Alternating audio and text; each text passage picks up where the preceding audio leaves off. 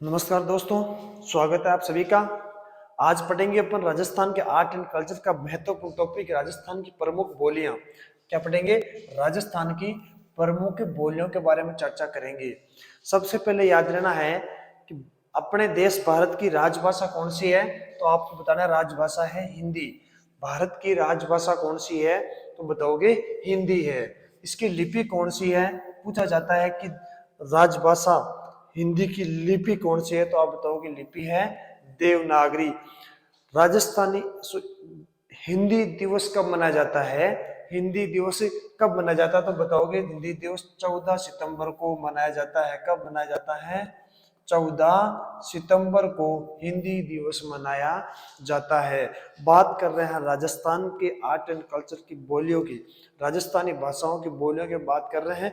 तो राजस्थानी भाषा के लिए राजस्थान की जो मातृभाषा है वो मातृभाषा कौन सी है? राजस्थानी है।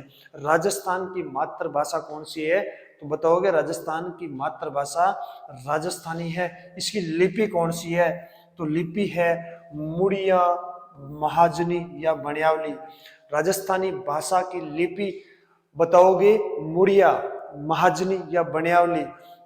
यानी बनिए जिस लेखन जो कार्य करते हैं, वो जो भाषा काम में लेते हैं, वो राजस्थानी भाषा काम में लेते हैं। इसलिए राजस्थान की जो लिपि है वो लिपि कौन सी है? मुड़िया, महाजनी या बनियावली है। राजस्थानी भाषा दिवस कब मनाया जाता है, तो आप बताओगे राजस्थानी भाषा दिवस 16 फरवरी को मनाया जाता है। कब मनाया जाता है? 16 फरवरी को राजस्थानी भाषा दिवस मनाया जाता है।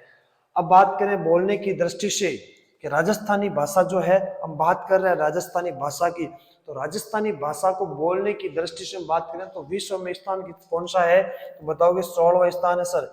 राजस्थानी भाषा का विश्व में बोलने की दृष्टि से स्थान कौन सा है, तो 16वां स्थान है।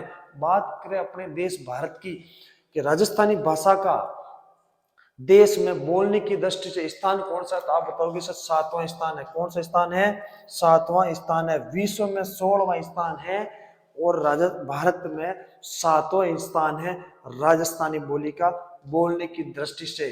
फिर अपने को याद रहना है कि आकलन 1961 के अनुसार, आकलन 1961 के अनुसार यानी 1961 में भाषा का बोलियों का आकलन किया गया।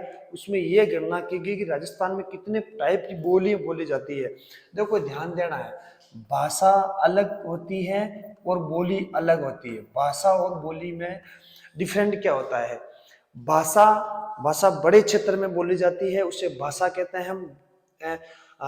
शॉर्ट में समझे तो ये है कि भाषा को बड़े क्षेत्र में बोली जाती है वो भाषा कहलाती है, और छोटे क्षेत्र में बोली जाती है उसे बोली कहते हैं। समझ गए? भाषा बड़े क्षेत्र में बोली जाती है और बोली छोटे क्षेत्र में बोली जाती है, ये याद रखना है। तो भाषा और बोली में ये, तो राजस्थान में भाषाओं का आकलन किया गया, वो बोलियों का आकलन किया गया कि राजस्थान में कितनी प्रकार की बोलियां बोली जाती है। तो उस आकलन में ये जांचा गया कि राजस्थान में 73 प्रकार की बोलियां बोली जाती है। कितनी प्रकार की? 73 प्रकार की बोलियां बोली जाती है, आकलन 1961 के अनुसार। फिर याद रखना है कि जो अपने राजस्थानी भाषा है या अपने देश की जो राजभाषा है हिंदी है। संविधान की अनुसूचियां 12 है। कुल अनुसूची कितनी है? 12। पहले 8 थी, वर्तमान में जो अनुसूचियों की संख्या है संविधान के अंदर, उनमें अनुसूचियों की संख्या है 12।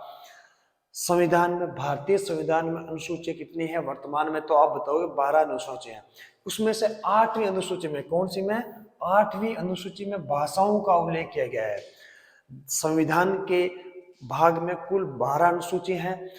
उन अनुसूचियों में 8वीं जो अनुसूची है उनमें भाषाओं का उल्लेख किया गया, लेकिन दुर्भाग्य इस बात का है कि उनमें राजस्थानी भाषा का उल्लेख बिल्कुल भी नहीं है। राजस्थानी भाषा का उसमें उल्लेख नहीं किया गया है। अगर उसमें कुल भाषाओं की बात करें तो 22 भाषाओं का उल्लेख किया गया है।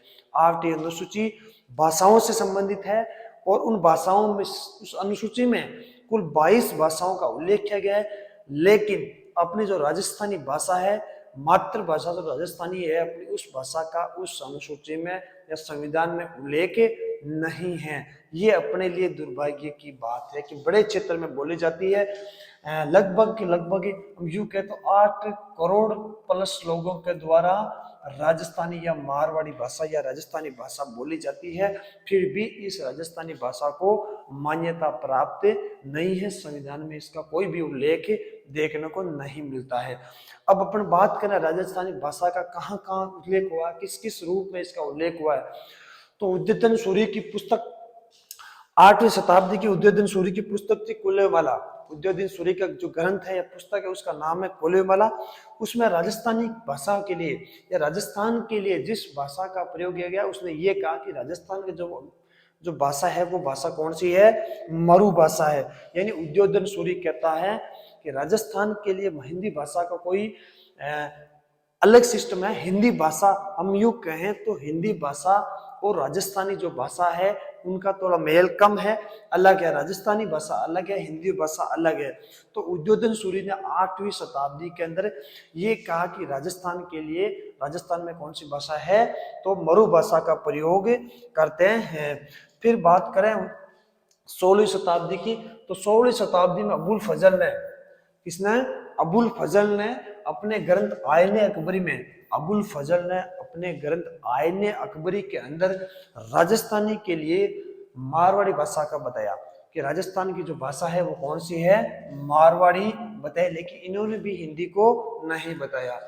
1912 में जॉर्ज इब्राहिम गिरेसन ने अपने पुस्तक the linguistic survey of India, the linguistic survey of India, इसके अंदर राजस्थान के लिए राजस्थानी भाषा शब्द का प्रयोग किया। किसका प्रयोग किया, राजस्थानी भाषा शब्द का प्रयोग किया गया राजस्थान के लिए।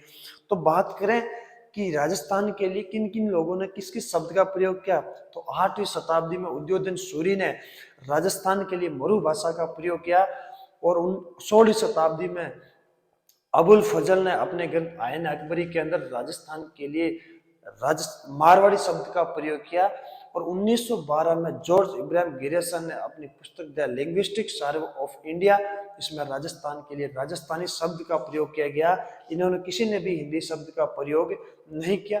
लेकिन दुर्भाग्य इस बात का है कि संविधान के अंदर इनका कोई महत्व नहीं है कि राजस्थानी कोई भाषा नहीं है। लेकिन वास्तविक रूप में अपनी जो मातृभाषा है वो कौन सी है, राजस्थानी भाषा है, उल्लेख होना चाहिए। अब बात करें राजस्थानी भाषा की उत्पत्ति कहाँ से हुई, कैसे हुई, तो राजस्थानी भाषा की उत्पत्ति 12वीं शताब्दी में मानी जाती है। शौरसेनी प्राकृत के गुर्जर अपभ्रंश से राजस्थानी भाषा की उत्पत्ति 12वीं शताब्दी के शुरुआत के अंदर, 12वीं शताब्दी के अंदर शौरसेनी प्राकृत के गुर्जर अपभ्रंश से इसकी जो है वो उत्पत्ति मानी जाती है। फिर 13वीं शताब्दी के अंदर इसका गद्य रूप सामने आया। कौन सा रूप सामने आया, 13वीं शताब्दी के अंतिम समय तक इसका गद्य रूप सामने आया। और 16वीं शताब्दी में राजस्थानी का स्वतंत्र रूप सामने आ गया। यानी अपन यूं कहे तो राजस्थानी भाषा का जो है उत्पत्ति है वो वित्तीय शौरसेनी प्राकृत के गुर्जर अपभ्रंश से इसकी उत्पत्ति मानी जाती है। राजस्थानी सर्वाधिक प्रभाव, राजस्थानी जो भाषा है अपनी, इस पर जो सर्वाधिक प्रभाव रहा वो ब्रज भाषा का और गुजराती भाषा का इस पर सर्वाधिक प्रभाव रहा। कौन सी, एक तो गुजराती व ब्रज भाषा का सर्वाधिक प्रभाव अपने राजस्थानी भाषा पर देखने को मिलता है। अब अगर मैं बात करूं, राजस्थानी भाषा को साहित्य के रूप में लिखा गया था, इस रूप में साहित्य रूप में लिखा गया था। हम दो टाइप से पढ़ेंगे, एक डिंगल आता है और एक पिंगल आता है। डिंगल भाषा और पिंगल भाषा, ये दोनों क्या है, इनमें से हर बार एग्जाम में क्वेश्चन पूछ लेते हैं कि राजस्थानी को साहित्य के रूप में लिखना क्या कहलाता है, छंद या वेदों के रूप में लिखना क्या कहलाता है। तो हम यहाँ कोशिश करेंगे डिंगल और पिंगल दोनों में डिफरेंट की, कि दोनों में फर्क क्या है। इधर लिखा आपने डिंगल भाषा, तो याद रखना है मारवाड़ी का साहित्यिक रूप में, यानी मारवाड़ी जो भाषा है, मारवाड़ी जो भाषा है अपने पश्चिमी राजस्थान की जो प्रॉपर मारवाड़ी जो भाषा है उसको साहित्य के रूप में लिखना क्या कहलाता है, डिंगल कहलाता है। मारवाड़ी को साहित्य के रूप में लिखना डिंगल कहलाता है। अगर बात करूं इस तरफ की पिंगल भाषा की, तो ब्रज मिश्रित राजस्थानी भाषा। ये कौन सी मिश्रित भाषा है, ब्रज मिश्रित, यानी राजस्थानी है, पूरी राजस्थानी भाषा है, इसके अंदर ब्रज भाषा का मिश्रण है, तो वो है पिंगल भाषा। अब बात करूं तो जो अपनी डिंगल भाषा है, ये मारवाड़ी मिश्रित राजस्थानी है, ये मारवाड़ी मिश्रित राजस्थानी है, ब्रज मिश्रित राजस्थानी है। अब डिंगल भाषा का प्रयोग कौन करता है, तो याद रखना डिंगल भाषा का प्रयोग चारणों द्वारा किया जाता है। किसके द्वारा किया जाता है, चारणों के द्वारा साहित्य के रूप में इसका प्रयोग किया जाता है। ये डिंगल भाषा है। पिंगल भाषा का प्रयोग भाटों द्वारा किया जाता है। किसके द्वारा, भाट जाति के जो लोग होते हैं ना, भाट या राव, उनके द्वारा इनका प्रयोग किया जाता है। छंद या वेदों के रूप में इसका प्रयोग किया जाता है। किसके रूप में, छंद या वेदों के रूप में इसका प्रयोग किया जाता है। चारणों का इसका गीत के रूप में लिखा जाता है। किस रूप में, गीत रूप के रूप में इसको लिखा जाता है। डिंगल भाषा है। इसका प्रयोग पश्चिमी राजस्थान के अंदर है, इसका प्रयोग पूरी राजस्थान में होता है। यानी पिंगल जो भाषा है, पिंगल भाषा का प्रयोग पूरी राजस्थान में होता है, और डिंगल भाषा है इसका प्रयोग पश्चिमी राजस्थान में के अंदर होता है। अब जो डिंगल भाषा है इसकी उत्पत्ति है वो गुर्जर अपभ्रंश से मानी जाती है, और जो पिंगल भाषा है उसकी उत्पत्ति शोर सैनिक अपभ्रंश से इसकी उत्पत्ति मानी जाती है। इसमें साहित्य सर्वाधिक साहित्य राजस्थान में सर्वाधिक जो साहित्य लिखा गया था वो कौन सी भाषा के अंदर लिखा गया है, तो आप बताओगे डिंगल भाषा के अंदर लिखा गया है। तो आज अपन ने राजस्थान की बोलियों के बारे में शुरुआत के अंदर चर्चा करी कि राजस्थानी भाषा की उत्पत्ति कहाँ से हुई, किन किन लोगों ने राजस्थानी भाषा के लिए किस किस वर्ड का प्रयोग किया राजस्थानी भाषा के लिए। तो ये राजस्थानी भाषा की अपने शुरुआत में डिटेल देखी, और पार्ट 2 अपन लेकर आएंगे, पार्ट 3 अपन लेकर आएंगे। उसके अंदर राजस्थान में किसके कहाँ कहाँ कौन सी भाषा बोली जाती है, उस प्रकार से इसमें अध्ययन करेंगे। दोबारा अगर हम साथ साथ में रिपीट करें तो ध्यान देना, राजस्थानी बोलियों के बारे में चर्चा कर रहे हैं। अब सबसे पहले देख हमने ये पढ़ा कि अपने देश की जो है वो राजभाषा कौन सी है, तो हिंदी है। उसकी लिपि कौन सी है, तो देवनागरी है। हिंदी दिवस कब मनाया जाता है, तो 14 सितंबर को मनाया जाता है। राजस्थानी और राजस्थान के लिए राजस्थानी भाषा का राजस्थान की मातृभाषा जो राजस्थानी है, जिसकी लिपि है मुड़िया महाजनी या बनियावली। और इसका जो राजस्थानी भाषा दिवस जो मनाया जाता है वो मनाया जाता है 16 फरवरी को राजस्थानी भाषा दिवस मनाया जाता है। अब बात करें इसके आकलन की, तो 1961 के आकलन के अनुसार राजस्थान में 73 प्रकार की बोलियां बोली जाती है। कितने प्रकार की, 73 प्रकार की बोलियां बोली जाती है। संविधान के अंदर 12 अनुसूचियां, कुल कितनी अनुसूचियां हैं, 12 अनुसूचियां हैं। उनमें 8वीं जो अनुसूची है उसके अंदर भाषाओं का उल्लेख किया गया है। उसमें जो कुल भाषाएं जोड़ी गई है वो 22 भाषाएं जोड़ी गई है। लेकिन दुर्भाग्य इस बात का है कि अपनी राजस्थानी भाषा है उसका संविधान में उल्लेख नहीं है। अनुसूची 8 के अंदर इसका कोई भी उल्लेख नहीं है। उदयन सूरी 8वीं शताब्दी में राजस्थान के लिए मरु भाषा का प्रयोग करते हैं, और उसी प्रकार 16वीं शताब्दी में अबुल फजल अपने ग्रंथ आयन अकबरी के अंदर राजस्थान के लिए मारवाड़ी शब्द का प्रयोग करते हैं। उसी प्रकार सन 1912 के अंदर जॉर्ज इब्राहिम गिरेसन ने अपनी पुस्तक the linguistic survey of India, इसके अंदर राजस्थान के लिए राजस्थानी शब्द का प्रयोग करते हैं। अब राजस्थानी भाषा की उत्पत्ति की मैं बात करूं तो राजस्थानी भाषा की उत्पत्ति जो है 12वीं शताब्दी में मानी जाती है। शोरसेन प्राकृतिक गुर्जर अपभ्रंश से इसकी उत्पत्ति मानी जाती है। 13वीं शताब्दी के अंतिम समय तक जो है राजस्थानी भाषा का गद्य रूप सामने आया, और स्वतंत्र रूप 16वीं शताब्दी में सामने आ गया। राजस्थानी भाषा पर सर्वाधिक अगर किसी का प्रभाव रहा तो ब्रज भाषा और गुजराती भाषा का सर्वाधिक राजस्थानी भाषा पर प्रभाव रहा। राजस्थानी जो भाषा है उसको साहित्यिक रूप में लिखने के बाद 2 भागों में बटी, डिंगल भाषा और पिंगल भाषा।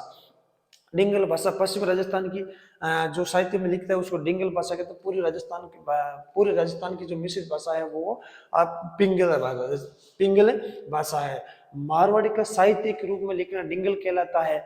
उसके बाद जाना चारणों द्वारा प्रयोग किया जाता है। डिंगल भाषा का प्रयोग चारणों के द्वारा किया जाता है, गीत के रूप में लिखा जाता है। साहित्य सर्वाधिक डिंगल भाषा के अंदर लिखा गया। पिंगल की मैं बात करूं तो इसका प्रयोग भाटी लोग करते हैं, भाटों द्वारा इसका प्रयोग करते हैं, रावों द्वारा इसका प्रयोग किया जाता है। इसको छंद या वेदों के रूप में लिखा जाता है। इसके जो प्रयोग है जो पूरे राजस्थान के अंदर होता है, और इसकी जो उत्पत्ति है वो शोरसेन अपभ्रंश से मानी जाती है। और देखिए डिंगल जो भाषा इसकी उत्पत्ति है जो गुर्जर अपभ्रंश से इसकी उत्पत्ति मानी जाती है। राजस्थान में सर्वाधिक साहित्य जिस भाषा में लिखा गया वो भाषा कौन सी है, डिंगल भाषा है। जैसे मीराबाई है, कन्हैया सेठी है, जितने भी अधिकांश जो साहित्य लिखा गया है वो अपने डिंगल भाषा के अंदर लिखा गया है। लेकिन दुर्भाग्य सबसे बड़ा ये है कि राजस्थानी भाषा है, इसको अभी तक मान्यता प्राप्त नहीं है। और खूब प्रयास भी अच्छे अच्छे लोग जो है वो इसके अंदर प्रयास भी कर रहे हैं कि राजस्थानी भाषा को वास्तु के अंदर मान्यता मिलनी चाहिए।